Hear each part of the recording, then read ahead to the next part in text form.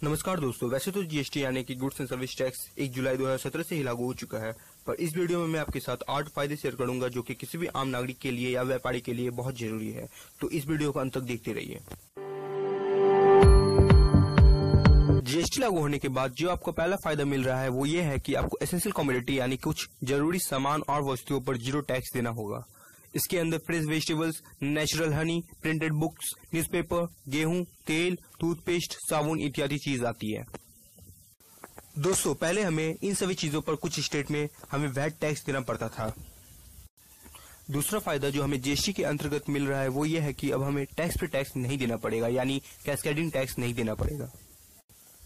पहले अगर किसी वस्तु पर कोई टैक्स लग जाता था और उसके बाद कोई दोबारा टैक्स लगता था तो जो पहले टैक्स लग चुका था उस पर भी हमें टैक्स देना पड़ता था, लेकिन अब हमें ऐसा नहीं करना पड़ेगा। इसकी वजह से बहुत सारी चीजों का प्राइस भी लो हो जाएगा। जीएसटी का तीसरा फायदा यह है कि यह मेक इन इंडिया को भी सपोर्ट करेगा। पहले हम अगर किसी प्रोडक्ट को बाहर से अपने देश में इंपोर्ट कराते थे तो हमें सिर्फ कस्टम ड्यूटी ही देना पड़ता था, लेकिन अब हमें कस्टम ड्यूटी के साथ साथ आईजीएसटी भी देना पड़ेगा, जिसकी वजह से बाहर से मंगाए गए प्रोडक्ट की कीमत बहुत बढ़ जाएगी और यह हमारे देश के बनने वाले प्रोडक्ट को सपोर्ट करेगा, जिससे लोग हमारे देश में बनने वाले प्रोडक्ट का ज्यादा से ज्यादा खरीदेंगे, जो हमारे देश की इकोनॉमी को बढ़ाने में मदद करेगा।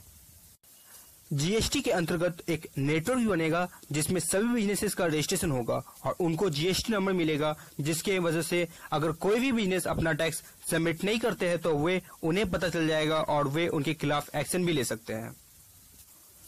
दोस्तों, जीएसटी के आने से अगला फायदा यह होगा कि अब कोई भी बिजनेस सिर्फ 10,000 रुपए तक ही मैक्सिमम कैश में पे कर सकता है। अगर उसे उसके ऊपर कैश पे करना होगा तो उसे ऑनलाइन माध्यम का ही इस्तेमाल करना होगा। इसके मदद से करप्शन में भी बहुत कमी आएगी।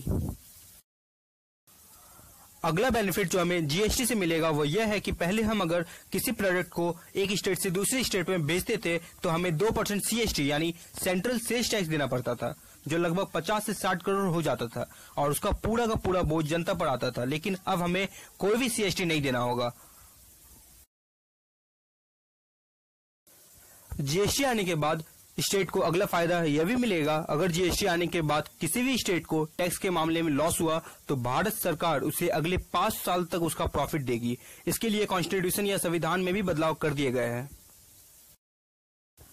जीएसटी आने के बाद अगला फायदा यह होगा कि पहले अगर किसी प्रोडक्ट पर टैक्स घटता या बढ़ता था तो उसका पूरा का पूरा प्रॉफिट बिजनेस वाले रखते थे, लेकिन जीएसटी आने के बाद सरकार ने एंटी प्रॉफिटिंग प्रोविजन बनाए हैं, जिसके अंतर्गत अगर कोई भी किसी भी चीज का टैक्स घटेगा जीएसटी आने के बाद तो उसका पूरा फायदा जनता को ही मिलेगा, उसका फायदा बिजनेस ओनर्स नहीं रख सकते हैं।